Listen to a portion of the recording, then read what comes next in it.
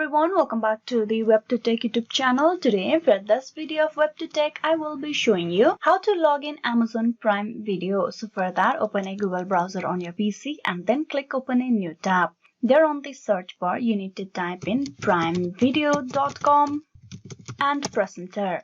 It will direct you to the official webpage of Prime Video, and here you need to click on sign in over here on the right side. Click on it. It will direct you to the sign-in page. Now to sign in, you need to type in your email address or the phone number that you have used for the creation of the Prime Video account. Type in your email address, then type in the password, and then click on sign in. This will get you signed in into the account of yours right away. So this is how you can sign in into the Amazon Prime Video account of yours. Hope this video was useful. Please like and subscribe the WebToTech YouTube channel. Thank you.